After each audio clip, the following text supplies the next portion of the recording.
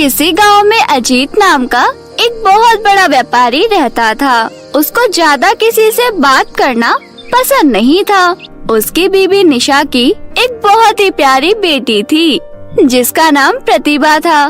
प्रतिभा भी अपनी माँ से बेहद प्यार करती थी। एक बार अचानक से प्रतिभा की माँ की मृत्यु हो जाती है। निशा की मृत्यु से प्रतिभा के पिता और प्रतिभा दोनों ही बहुत दुखी थे। प्रतिभा बिल्कुल अकेली पड़ गई थी। वो हमेशा अपनी माँ को याद करते हुए रोती थी। इधर निशा को मरे 1 महीना भी नहीं बीता था और अजीत ने मधु नाम की औरत से दूसरी शादी कर ली थी और अपनी दूसरी पत्नी मधु को अपने साथ घर ले आया। मधु, ये मेरी बेटी प्रतिभा है। मैंने तुमसे शादी सिर्फ अपनी बेटी के देखभाल के लिए ही की है। मैं चाहता हूँ कि तुम मेरी बेटी को माँ की कमी महसूस ना होने दो। अजी, आप बिल्कुल चिंता ना करें। मैं इसे एक सगी माँ की तरह ही प्यार दूंगी। मुझे भी तुमसे यही उम्मीद है। प्रतिभा बेटी, तुम अब अपनी नई माँ के साथ बातें करो। मैं अपना काम खत्म करके आता हूँ। इतना कहकर अजीत वहाँ से चला जाता है। लेकिन तभी प्रतिभा भी अपने कमरे में रोते हुए चली जाती है। प्रतिभा की सौतेली माँ उसके पीछे पीछे उसके कमरे में जाती है और कहती है, प्रतिभा बेटी, मुझसे मिलकर अच्छा नहीं लगा क्या? बेटा, अब से मैं ही आपकी माँ हूँ।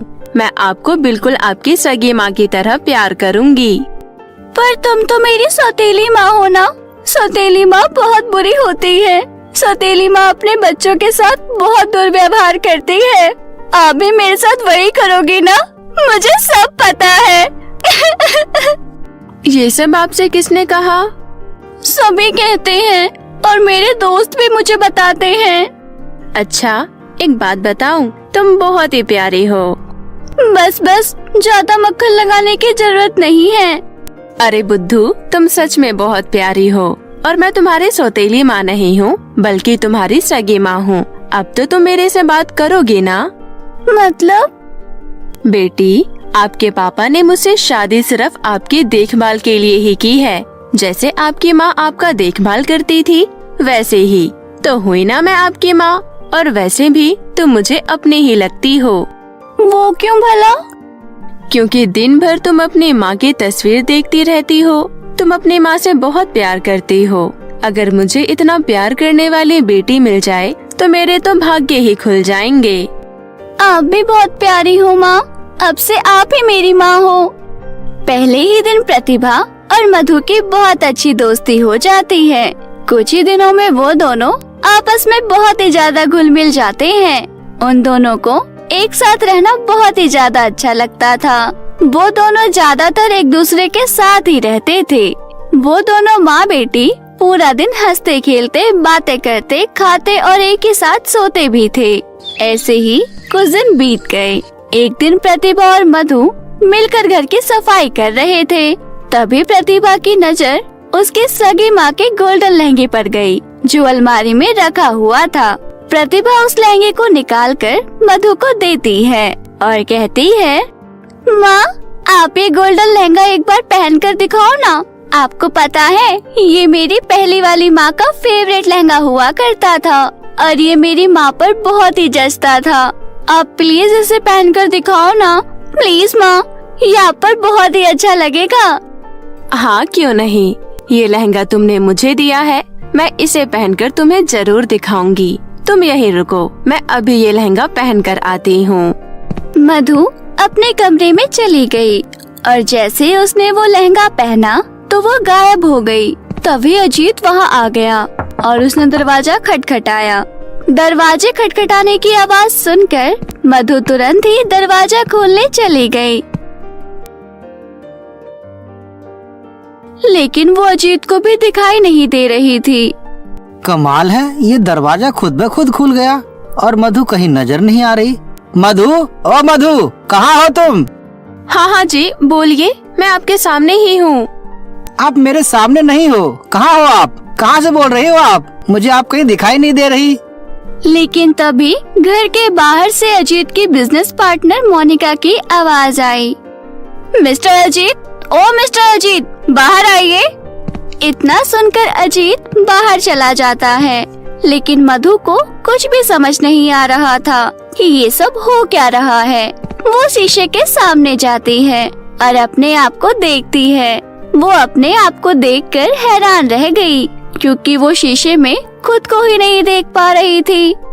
ऐसे कैसे हो सकता है? मैं इस शीशे में दिखाई क्यों नहीं दे रही? आखिर ये सब क्या हो रहा है मेरे साथ? फिर मधु को ये सब समझते हुए देर नहीं लगी कि उसने जो गोल्डन लहंगा पहना है वो एक जादुई लहंगा है। मधु ने तुरंत ही वो लहंगा उतार कर रख दिया। कुछ देर बाद ही अजीत घर पर आ गया और मधु से बोला, अरे मधु, कहाँ चली गई थी तुम? मैं तुम्हें कब से ढूंढ रहा था। अच्छा, उस वक्त मैं बेड के नीचे सफाई कर रही थी। ठीक है, मैं बाहर जा रहा हूँ, मुझे आने में देरी हो जाएगी। तुम और प्रतिभा खाना खाकर सो जाना। इतना कहकर अजीत वहाँ से चला जाता है और फिर मधु ने उस जादुई लहंगे की बात प्रतिभा को बताई। ये सब सुनकर वो बोली, क्या सच में माँ, वो एक जादुई गायब होने वाला लहंगा है? हाँ सच में। क्या मैं ये बात तुम्हारे पिताजी को बताऊं? नहीं नहीं, आप उन्हें मत बताना। माँ का लहंगा जादुई बन गया है। इसके पीछे जरूर कोई बड़ी वजह होगी। आप अभी किसी को ये बात मत बताना। अगले दिन अजीत बहुत ही टेंशन में था। क्या हुआ जी? आप इतने टेंशन में क्यों हो? आपकी तबीयत खराब है क्या? नहीं, मैं बिल्कुल ठीक हूँ। तुम बस मेरे लिए एक कप चाय बना कर ले आओ। तभी उसके घर का दरवाजा बजा। मधु दरवाजा खोलने जा ही रही थी कि तभी अजीत बोला, तुम चाय बनाने जाओ मधु, मैं दरवाजा खोल दूंगा। दरवाजे पर और कोई नहीं बल्कि अजीत की बिजनेस पार्टनर मोनिका ही आई थी। सुनो मधु, मुझे अभी मोनिका जी से बिजनेस के बारे में कुछ बात करनी है, और ध्यान रखना कोई हमें डिस्टर्ब ना करे। जाओ और दरवाजा लॉक करते हुए जाना। अजीत के इतना कहने पर मधु प्रतिभा के कमरे में आ गई और उसने प्रतिभा को मोनिका के बारे में सारी बात बताई। ये सुनकर प्रतिभा घबरा गई और बोली, माँ, ये औरत मुझे बिल्कुल भी अच्छी नहीं लगती है। मेरी सगी माँ के मरने से पहले भी वो घर में आई थी और पापा ने उस वक्त भी मुझे यही कहा था कि मेरे कमरे में अभी मत आना। अच्छा, तो ये बात है। हमें पता लगाना पड़ेगा कि बात क्या है, लेकिन हम कैसे पता करेंगे? मेरे पास एक आइडिया है। आप उस जादुई लहंगे को पहनकर वहाँ जाओ और सच्चाई का पता लगाओ कि अंदर चल क्या रहा है। हाँ बेटी, तुम बिल्कुल ठीक कह रही हो। मैं अभी चेक करके आती हूँ। मधु जल्दी से उस जादुई लहंगे को पहन लेती है और कहती है, बेटी, मैं तुम्हें दिख रही हूँ क्या? नहीं माँ, आप तो सच में अदृश्य हो गए। इतना सुनकर मधु उस कमरे में गई जहाँ पर अजीत और मोनिका बैठे हुए थे। मधु भी वहीं खड़े होकर उनकी बातें सुन रही थी। बेबी, मैं जल्दी सब चीज सही करके तुमसे शादी कर लूंगा। तुम बिल्कुल टेंशन मत करो। बस अजीत, अब और कितने दिन लगेंगे यार? अब मुझसे इंतजार नहीं होता। मोनिका, तुम्हें तो पता ही है ना, ये सब मैं तुम्हारे लिए ही तो कर रहा हूँ। मैंने अपनी पहली पत्नी को भी मार डाला ताकि ये सारी जायदाद मेरे नाम हो सके, लेकिन उस कमबख्त ने तो सारी प्रॉपर्टी प्रतिभा के नाम कर दी है।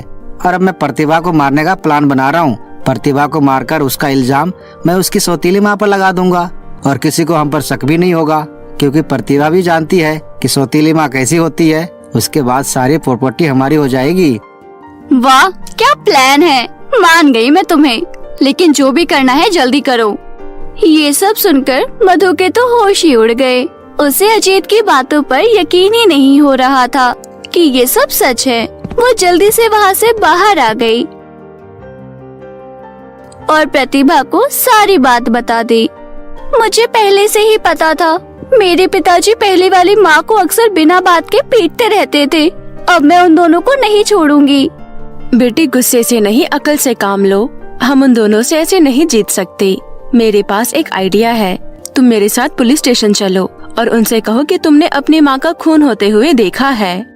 मधु की बात सुनकर प्रतिभा उसके साथ पुलिस स्टेशन चली जाती है और फिर पुलिस मधु और प्रतिभा के साथ उनके घर आ गई। मोनिका और अजीत, तुम दोनों को अरेस्ट किया जाता है। लेकिन क्यों इंस्पेक्टर साहब, मैंने क्या किया है? तुमने अपनी पहली पत्नी का खून किया है। क्या? जी हाँ, आपकी बेटी ने खुद अपनी आंखों से खून होते हुए देखा है। लेकिन जब मैं अपनी पत्नी निशा को मार रहा था तो उस वक्त तो प्रतिभा वहाँ थी ही नहीं। देखिए इंस्पेक्टर साहब, इन्होंने खुद ही कबूल कर लिया। अजीत, मोनिका, चलो मेरे साथ जेल में, अब पूरी जिंदगी वहाँ पर चक्की पीसना। इसके बाद उन दोनों को पुलिस पकड़कर ले गई। इसके बाद मधु और प्रतिभा खुशी खुशी एक साथ रहने लगे। काली वर्सेस गोरी स्टूडेंट। एक बार की बात है, एक छोटे से शहर में पिंकी नाम की एक लड़की रहती थी। पिंकी अपने माता पिता की इकलौती औलाद थी और वो पढ़ने में भी काफी होशियार थी। परंतु पिंकी का रंग काला था, जिस वजह से उसे लोगों के बहुत ताने सुनने पड़ते थे। साथ ही स्कूल में भी उसका सब बहुत मजाक बनाते थे। लेकिन पिंकी क्लास के बिल्कुल लास्ट वाले डेस्क पर बैठी हुई थी, और वो भी अकेले, क्योंकि कोई भी उसके साथ बैठना नहीं चाहता था। काले रंग की वजह से उसके स्कूल में उसका कोई दोस्त नहीं था। तभी मोना नाम की एक लड़की क्लास के अंदर आती है और कहती है, अरे आज मैं बहुत लेट हो गई, क्लास में तो बैठने की जगह ही नहीं बची। तभी पिंकी मोना से कहती है, मोना, मेरे बगल वाली सीट खाली है, अगर तुम चाहो तो यहाँ आकर बैठ जाओ। नहीं, मैं तेरे साथ नहीं बैठूंगी, तुम बहुत काली है। अगर मैं तेरे साथ बैठूंगी तो मैं भी काली हो जाऊंगी। मैं पागल थोड़ी ना हूँ जो तेरे पास बैठूंगी। मोना की बात सुनकर पिंकी को बहुत बुरा लगता है, क्योंकि उसे हर रोज यही सब सुनना पड़ता था। इसी वजह से उसका स्कूल आने का भी मन नहीं करता था।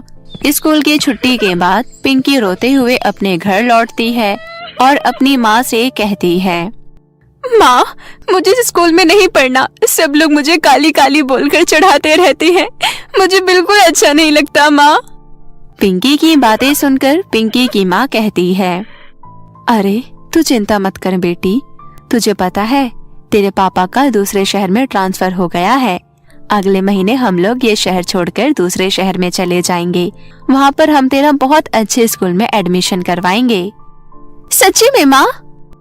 हाँ मेरी बच्ची। अपनी माँ की बातों से पिंकी बहुत खुश होती है और उम्मीद करती है कि नए स्कूल में जाने के बाद सब कुछ ठीक हो जाएगा। वहाँ सभी उससे अच्छे से बात करेंगे और सभी उसके दोस्त बन जाएंगे। इसी तरह एक महीना बीत जाता है और पिंकी अपने परिवार वालों के साथ दूसरे शहर में चली जाती है। वहाँ जाकर उसके माता पिता उसका एडमिशन एक बड़े से स्कूल में करवा देते हैं। पिंकी एक नई उम्मीद के साथ स्कूल जाती है, लेकिन पहले ही दिन उसकी सारी उम्मीदों पर पानी फिर जाता है। इस स्कूल के बच्चे तो और भी ज्यादा बुरे थे और वो पिंकी से बहुत बुरी तरह बात कर रहे थे। अरे वो देख, वो हमारे स्कूल में नई आई है, देख तो जरा कितनी काली है। अरे ये तो अमावस की रात से भी ज्यादा काली है, लेकिन इसे हमारे स्कूल में एडमिशन कैसे मिल गया? मुझे तो इसे देखकर लग रहा है कि आज का दिन हमारा खराब होने वाला है। तुम सही कह रही हो, देखो तो जरा कितनी डरावनी लग रही है। अगर कोई छोटा बच्चा इसको रात में देख ले तो वो चुड़ैल समझकर डर ही जाएगा। तभी पूरी क्लास जोर जोर से हंसने लगती है। तभी क्लास में टीचर की एंट्री होती है और वो बच्चों से कहती है, बच्चों फटाफट रेडी हो जाओ, आज मैं तुम्हारा सरप्राइज टेस्ट ले रही हूँ। अरे यार, आज फिर से सरप्राइज टेस्ट? कहा था ना मैंने, आज का दिन हमारा खराब हो जाएगा। ये काली लड़की तो सच में बहुत मनहूस है। फिर टीचर पिंकी को अपने पास बुलाती है और कहती है, टेस्ट से पहले आप लोग इस नई लड़की से मिलो, इसका नाम पिंकी है, कौन बनना चाहेगा इसका दोस्त?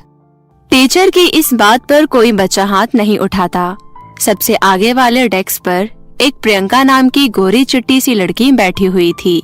वो कहती है, मैडम, इतनी काली लड़की से कौन दोस्ती करना चाहेगा? प्रियंका के इस बात से पिंकी को बहुत बुरा लगता है। वो सोचती है कि इस स्कूल में भी सब उसे काली काली बोलकर चिढ़ाएंगे। पिंकी ये सोचकर घबरा जाती है। क्लास खत्म होने के बाद प्रियंका पिंकी के पास आती है और कहती है, अरे अरे देखो तो जरा इस काली चुड़ैल को। ओ चुड़ैल, किसने एडमिशन दिया तुझे इस स्कूल में? तुझे पता है ये स्कूल मेरे पापा का है। तेरे यहाँ आने की वजह से मेरे पापा का नाम खराब हो जाएगा कि उनके स्कूल में काली लड़की पढ़ती है। ये तुम क्या कह रही हो? मैं काली हूँ, इससे तुम्हारे पापा का और तुम्हारे स्कूल का नाम क्यों खराब होगा? काली होना कोई गुनाह थोड़ी ना है। अरे बाप रे, ये तो जुबान भी लड़ाती है। ओए, अगर तूने मुझसे ऐसे बात की ना तो मुझे 1 मिनट लगेगा बस तुझे स्कूल से निकालने में। मेरे पापा का स्कूल है ये, मुझसे जबान संभाल कर बात करना। प्रियंका पिंकी को धमकी देकर वहाँ से चली जाती है। उस दिन के बाद से हर रोज प्रियंका पिंकी के ऊपर अत्याचार करती रहती थी।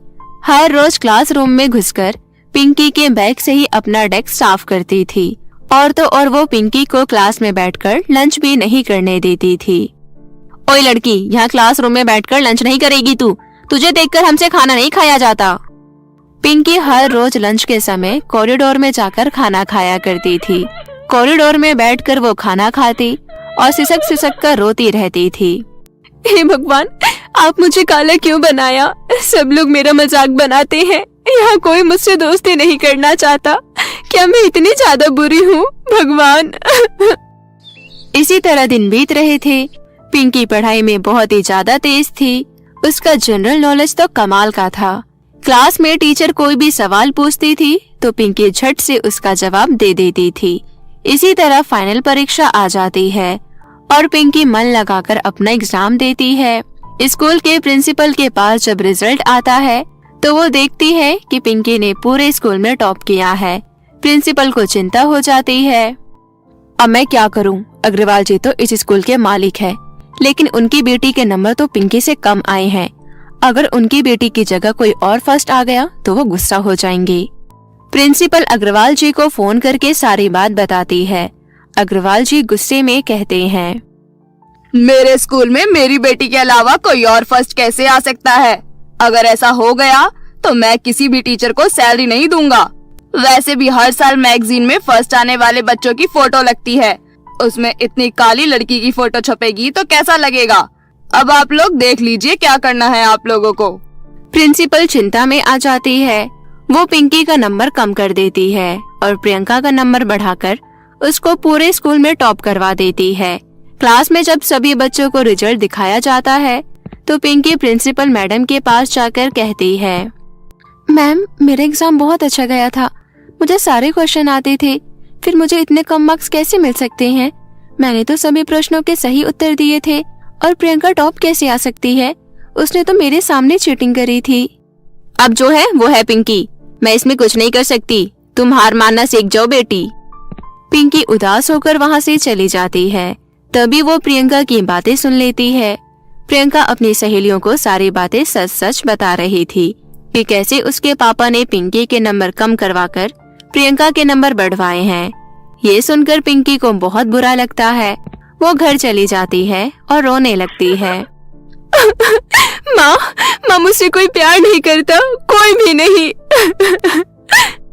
मैं तो तुझसे कितना प्यार करती हूँ बेटी, बस तुम ही तो करती हो और तो कोई नहीं करता ना। मेरा कोई दोस्त नहीं है, यहाँ तक कि परीक्षा में सबसे ज्यादा नंबर मिलने के बाद भी मेरे नंबर कम कर दिए गए हैं। मैं अब स्कूल नहीं जाऊंगी माँ। पिंकी 2 दिनों तक स्कूल नहीं जाती है। उसके स्कूल ना जाने पर स्कूल में कोई उसकी खोज भी नहीं करता। इतने में स्कूल क्विज कंपटीशन शुरू हो जाता है। पिंकी के स्कूल से प्रियंका कंपटीशन में भाग लेती है। ये कंपटीशन स्कूल के प्रेस्टीज से जुड़ा हुआ था। प्रियंका कंपटीशन में भाग तो ले लेती है पर किसी भी क्वेश्चन का ठीक से आंसर नहीं दे पाती। वो हर एक प्रश्न का गलत उत्तर दे रही थी। ये सब देखकर स्कूल की प्रिंसिपल चिंता में पड़ जाती है। देखते देखते कंपटीशन का पहला राउंड खत्म हो जाता है। पहले राउंड में पिंकी का स्कूल सबसे पीछे था। प्रिंसिपल मैडम अग्रवाल जी के पास जाती है और कहती है, अग्रवाल जी, मुझे लग रहा है हमारे स्कूल ये कंपटीशन हार जाएगा क्योंकि प्रियंका बेटी ठीक से आंसर नहीं दे पा रही है। नहीं नहीं, अगर हमारा स्कूल हार गया तो हमारी बहुत बेइज्जती हो जाएगी। आप कुछ भी कीजिए लेकिन हमें ये कंपटीशन जीतना है। तभी प्रिंसिपल अपने ड्राइवर के साथ गाड़ी लेकर तुरंत पिंकी के घर पहुंचती है और पिंकी से कहती है, पिंकी जल्दी चलो, हमें तुम्हारी बहुत जरूरत है। प्रिंसिपल मैडम, आप यहाँ? ठीक है, मैं अभी तैयार होकर आती हूँ। पिंकी 5 मिनट में रेडी हो जाती है। फिर प्रिंसिपल मैडम उसको तुरंत कंपटीशन में लेकर जाती है। अब प्रियंका की जगह पिंकी भाग लेती है और एक के बाद एक सही आंसर देकर वो अपने स्कूल को इस प्रतियोगिता में जिता देती है। सभी बहुत खुश हो जाते हैं। अग्रवाल साहब खुद पिंकी के पास आकर कहते हैं, पिंकी बेटी, हम सब ने मिलकर तुम्हारे साथ बहुत गलत किया। मैं अपनी गलतियों के लिए बहुत शर्मिंदा हूँ। तभी प्रिंसिपल मैडम भी कहती है, हाँ पिंकी, मैं भी बहुत शर्मिंदा हूँ। तुम तो हमारे स्कूल की असली शान हो। तभी वहाँ पर प्रियंका भी आती है और कहती है, हाँ पिंकी, मुझे भी समझ आ गया कि ऊपरी खूबसूरती से कुछ नहीं होता। आज से तुम मेरी दोस्त हो। सच में प्रियंका? हाँ पागल, सच में। इतना कहकर प्रियंका पिंकी को गले लगा लेती है। स्कूल को कंपटीशन जीतने का प्राइज मिलता है और पिंकी को भी क्लास का टॉपर घोषित किया जाता है। अब तो क्लास के सारे बच्चे पिंकी के दोस्त बन गए थे और पिंकी प्रियंका की बेस्ट फ्रेंड बन जाती है। अब पिंकी को सब कुछ मिल जाता है। इसी तरह अब वो अपनी जिंदगी खुशी से बिताने लगती है।